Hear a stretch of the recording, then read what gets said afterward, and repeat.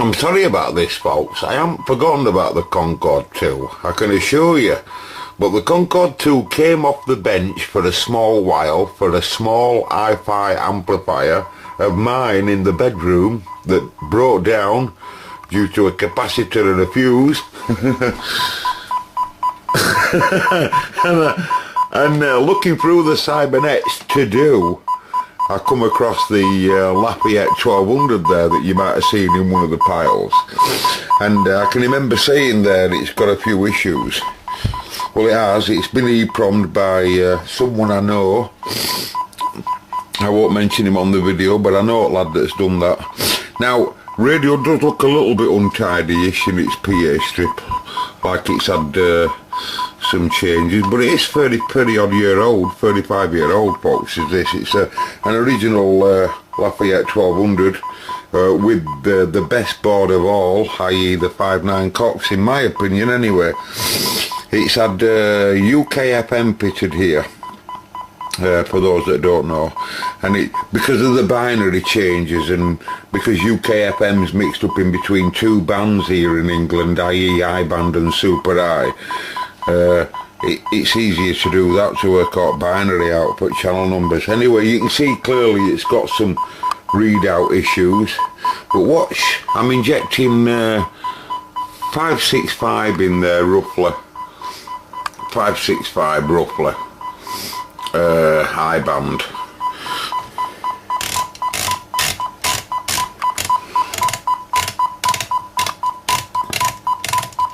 So you can see unit part at readout doesn't work. But that's not really the issue, really, folks. The issue is that it's not moving anywhere.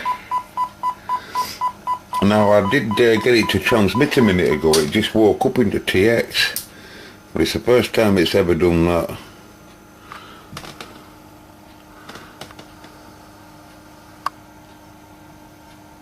It's not producing any TX on meters here, i.e. on bill here.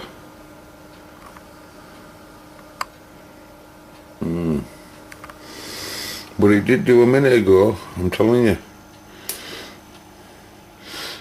Anyway, so I don't know what I'm going to I'll have a look at PLL circuitry and see what's going on there.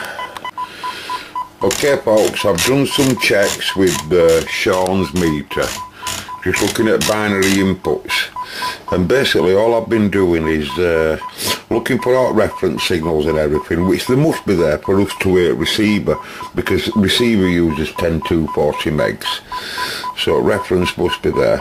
Now, binary from the selector going into the prom is all there, and changing binary is coming out of the prom. The lock detector is high and the VDD is high, and VCO looks like it's been changed before. That might have been me. I might have done that in the first assessment I've had with this and realised it's in deeper. Now, I'm blaming the PLL in this case.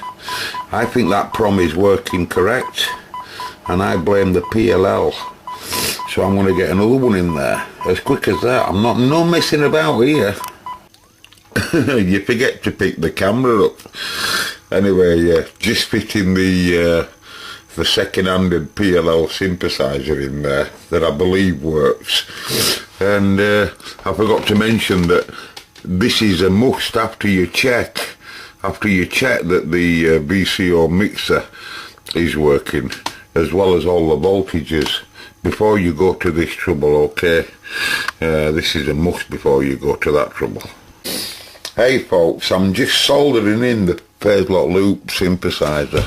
Now, normally on this model, it's a good idea to remove the LED driver board here, but you know, you can get away with tucking it in down there, but it's always a bit of a problem because, you know, you can't get to it vertically, so you have to come in at an angle. Anyway, that one, I normally get them in right fast.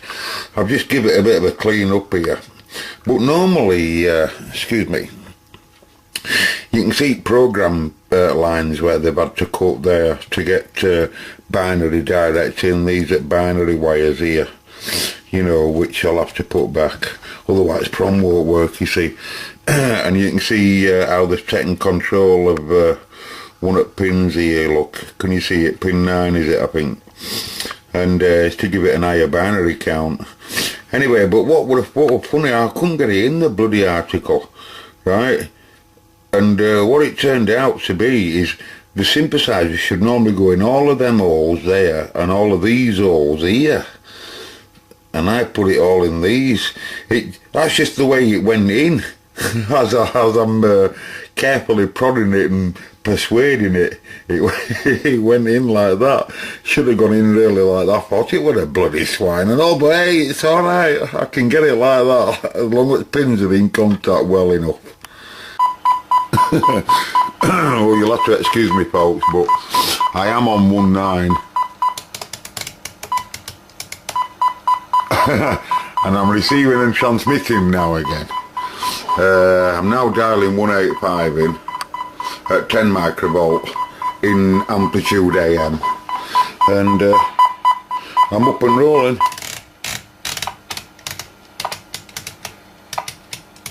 I can tell there that that's channel 40 and I can hear VCO coming into capture.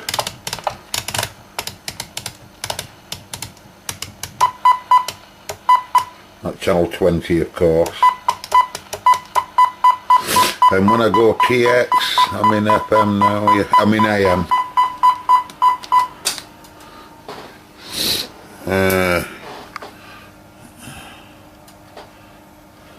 Let me TX there at 3 watts, at 1849, 3 watts. And if I change band, hang on. This is I band. You're a bit low on TX, aren't you, lass? That's next band, whatever you are. I'm sure I saw you a minute ago doing load of power. I did. Is it just on UK FM I saw you doing load of power? Yeah, you do more on there, don't you? Just a bit more. 3.9 on 781, because it's EEPROM, you see, so that's proving that the EEPROM's working. 277815 at 4.2 watts. Right, so all you gotta do is switch that to FM. Right, so let's inject 27, let's inject FM into it. Oh, wrong button, come out. I'll just set it up for FM. Okay, that's 1.9. bit high on microvolt.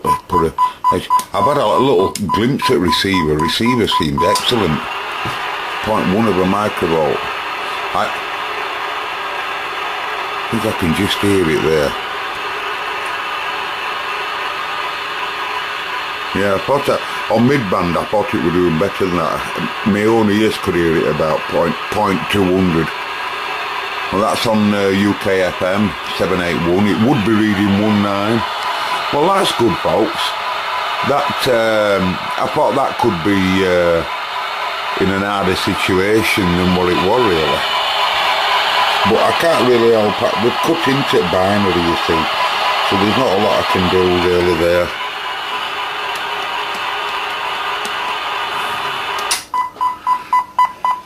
There's not a lot I can do there, folks, really. And I mean, this is all working. Quite tidy. Regulators, you know, soldered back here, keeping it well cold. Of course, it's flat cold. It can do, you see, on the 7805, that's ground. This pad is electrically ground always. So he's allowed to do that. Just wants to tidy up there, that's all in there, doesn't it? Yes, I'm happy with that. I'll have to put front up and sort readout out, of course, but that's no bother.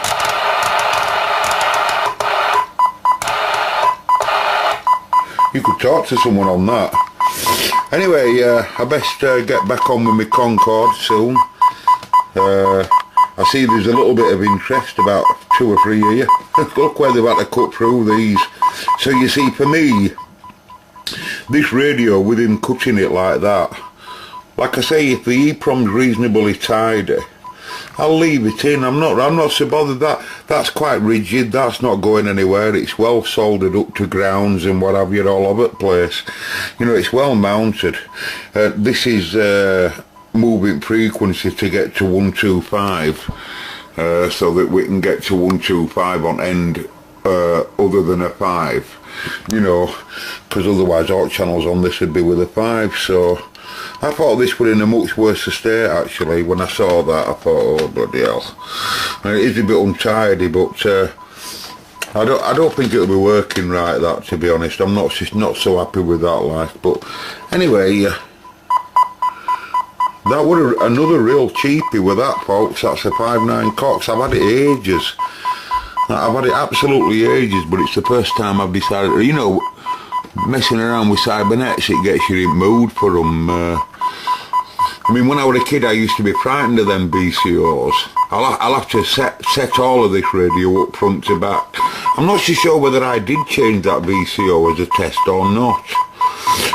But in a case like that, it can always be, you know, they are a bit confusing, I grant you, to fault find, but in this model, BCO block, PLL synthesizer, VCO mixer, binary input, and signals, you know, and voltages. And if all the voltages and the signals are all present, and around the PLL mixer, everything doesn't move, everything's present, but it won't move when you move selector around.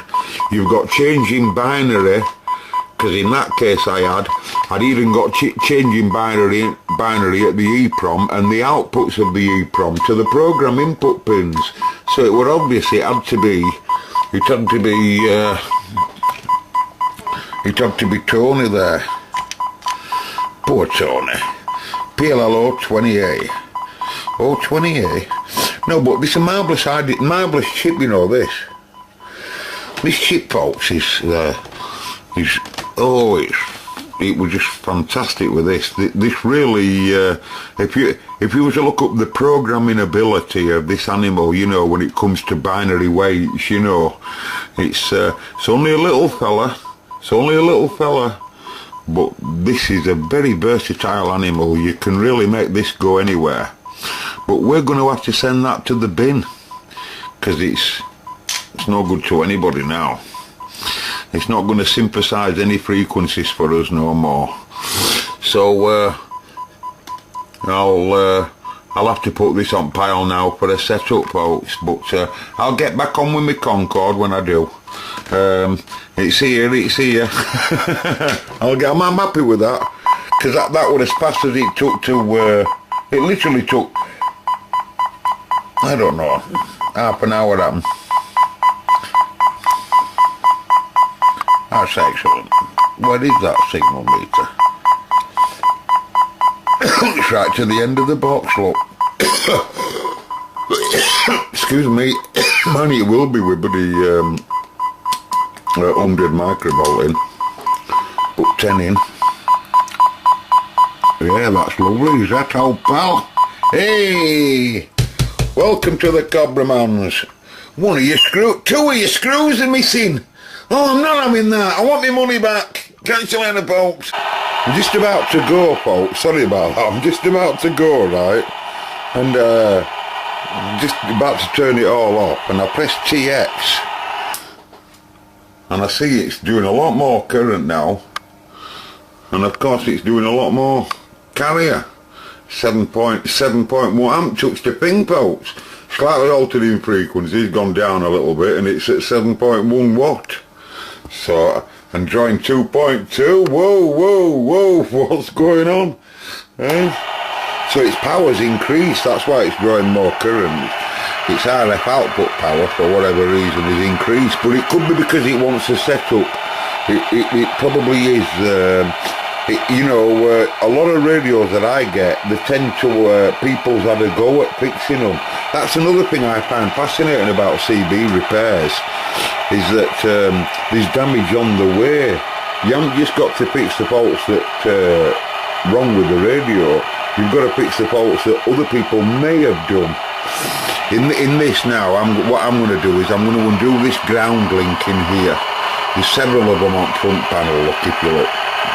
And they're just to ground this front panel which dealing with VCO signals and what have you, and you know, and all that lot, you know. So what I'll do, I'll just lift one end of that up, tuck that underneath it, and then solder it back across to hold that down, you know. Alright. And then I'll put it on the pile for a setup anyway. May the force be with you.